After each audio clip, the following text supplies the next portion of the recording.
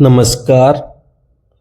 आज हम बात करेंगे ट्रांसफार्मर का करंट कैलकुलेशन फॉर्मूला के बारे में। तो हम पहले देखेंगे सिंगल फेज ट्रांसफार्मर के बारे में। तो A1 होता है प्राइमरी करंट होता है और A2 होता है वो सेकेंडरी करंट होता है। जो S होता है ट्रांसफार्मर अपेरेंट पावर, जो VA और KVA। V1 प्राइमरी वोल्टेज और V2 सेकेंडरी वोल्टेज। जो SN is KVA multiply 1000 to get VA।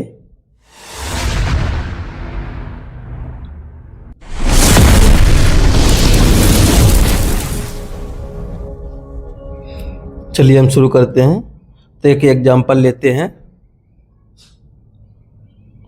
तो सिंगल फेज ट्रांसफार्मर 50 KVA का है और 11 KV से 415 कन्वर्ट करता है। तो प्राइमरी करंट निकालेंगे तो I1 बराबर होता है, जो KV है 15 KVA मल्टीप्लाई 1000।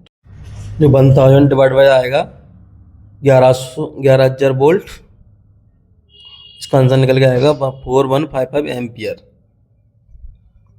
तो ऐसे ही हम फिर देखेंगे सेकेंडरी करंट। तो सेकेंडरी वाले का करंट तो I2 बराबर 15 मल्टीप्लाई 1000 डिवाइड बाय 415 वोल्ट। इसको जब कैलकुलेशन करोगे तो निकल के आएगा 120.48 एम्पियर। ऐसे हम 3 फेज ट्रांसफार्मर का चेक करेंगे, प्राइमरी वाइंडिंग और सेकेंडरी वाइंडिंग का करंट।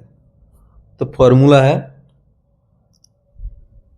I1 बराबर S अपॉन √3 मल्टीप्लाई वोल्टेज। तो एंड जो सेकेंडरी वाइंडिंग का फॉर्मूला है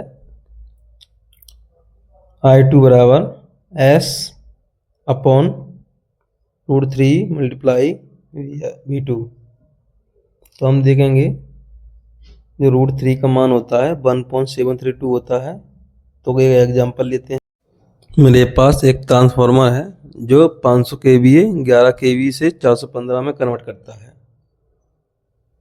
तो हम पहले प्राइमरी करंट निकालेंगे। तो प्राइमरी करंट निकालने का फॉर्मूला बताया था आपको, A1 equal to 500 multiply 1000 divide by √3 multiply 11,000 volt.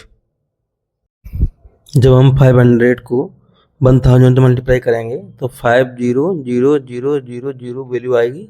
और जो √3 का मान 1.732 होता है मल्टीप्लाई 11,000 वोल्ट इक्वल टू जो वैल्यू जो एम्पियर निकल के आएगा 26.424 एम्पियर। ऐसे हम A2 को निकालेंगे। तो 500 multiply 1000 divide by √3 multiply 415। 500 multiply 1000 की वैल्यू निकल के आएगी जो सामने दिख रही है। उसके नीचे आएगा √3 का मान 1.732 मल्टीप्लाई 415, जिसके जब कैलकुलेशन करोगे ये निकल के आएगा 695.1 एम्पियर।